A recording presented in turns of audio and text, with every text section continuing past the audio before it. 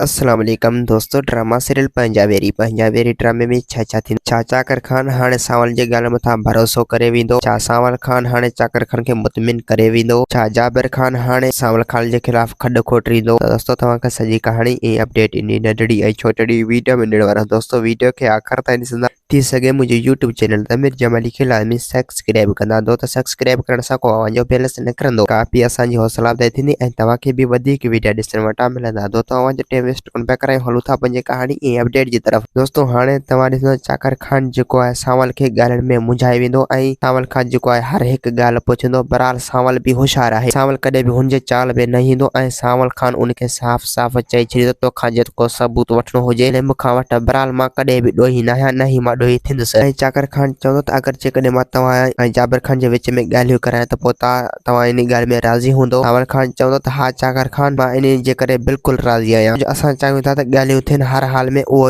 माण्हू ज़ाहिर थिए जेको तव्हांखे मारण जी कोशिशि कई। ऐं ॿिए पासे दोस्तों हाणे तव्हां ॾिसंदो जाबिर खान जेको आहे उहो रूंडे खे सम्झाईंदो तोखां जल्द जेतिरो थी सघे तूं सावल खान जे पोयां लॻ ऐं सावल खान खे ईअं त घुमाए छॾ ॼण सावल हो ई कोन। रूंडो चवंदो त मां सावल खे कॾहिं बि घुमाए नथो सघां। सावल खे तव्हां मारण जी कोशिशि कयो, छो जो अगरि जेकॾहिं सावल मुंहिंजे हथां बची वियो त पोइ कॾहिं बि मूंखे माफ़ न कंदो। जेकर जाबिर खान तव्हां उनखे मारियो। जाबिर खान चवंदो त हा रूंडो बस तूं परेशान न थी, मां पंहिंजे तरफ़ खां पूरी कोशिशि कंदुसि जीअं सावल खान खे मारे सघां। अगरि जेकॾहिं सावल खान मुंहिंजे हथां न मरियो त पोइ मां इन चाकर खान खे ज़रूरु मारींदुसि, ॿिनि मां हिकिड़े खे ज़रूरु मारींदुसि। ऐं ॿिए पासे दोस्तों हाणे तव्हां ॾिसंदो हसीना बेगम जेको आहे चाकर खान खे भड़काईंदो त तव्हां खां जेतिरो जल्द थी सघे तव्हां पंहिंजा कातिल ज़ाहिर कयो, डूंगर खान जा ऐं रावल खान जा। अगरि जेकॾहिं तव्हां उहे ज़ाहिर न कया त पोइ उहे कातिल वरी नए से तव्हांखे मारण जी प्लानिंग ठाहींदा ऐं तव्हांखे को नुक़सानु पहुचाईंदा। चाकर खान चवंदो त मां बसि हाणे तूं परेशान न थी, अगरि जेकॾहिं आईंदा मूंखे मारण जी कोशिशि कंदा त पोइ हू कॾहिं बि ज़िंदा न बची सघंदा। दोस्तों उम्मीद है कहानी आई हूंदी, तव्हांखे पसंदि असांखे ॾींदा। हाणे इजाज़त, वरी तव्हां सां मिलंदासीं कि नई वीडियो में। खुदा हाफ़िज़।